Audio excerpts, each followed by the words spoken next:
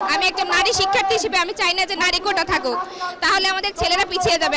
আমরা ঢাকা বিশ্ববিদ্যালয়ের শিক্ষার্থী হিসেবে আপনারা দেখে থাকবেন সকাল 6টা থেকে ছেলেরা লাইন দিয়ে থাকে লাইব্রেরিতে একটু পড়াশোনা করার জন্য।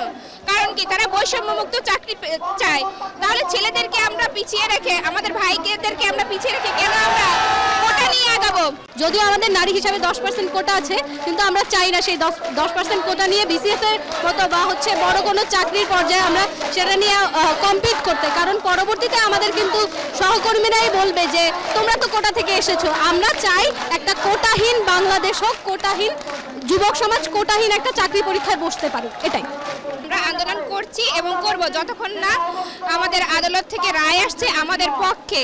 আমরা কোনো প্রকার কোটা চাই না। আমি একজন নারী শিক্ষার্থী হিসেবে আমি চাই না যে নারী কোটা থাকুক, তাহলে আমাদের ছেলেরা পিছিয়ে যাবে। আমরা ঢাকা বিশ্ববিদ্যালয়ের শিক্ষার্থী হিসেবে আপনারা দেখে থাকবেন সকাল 6টা থেকে ছেলেরা লাইন দিয়ে থাকে লাইব্রেরিতে একটু পড়াশোনা করার জন্য। কারণ কি, তারা বৈষম্যমুক্ত চাকরি চায়। তাহলে ছেলেদেরকে আমরা পিছিয়ে রেখে, আমাদের ভাইদেরকে আমরা পিছিয়ে রেখে কেন আমরা কোটা নিয়ে আগাবো? আমার মেধা, আমার পরিশ্রম, যোগ্যতা দিয়ে আমি চাকরি পাবো, সেটাই আমাদের প্রত্যাশা। আমরা সবাই চাই কোটা না থাকুক, শুধু কোটা তাদেরকে দেওয়া হোক যারা ডিজেবল বা যাদের প্রতিবন্ধকতা আছে। এটাই সকল সাধারণ শিক্ষার্থীর দাবি।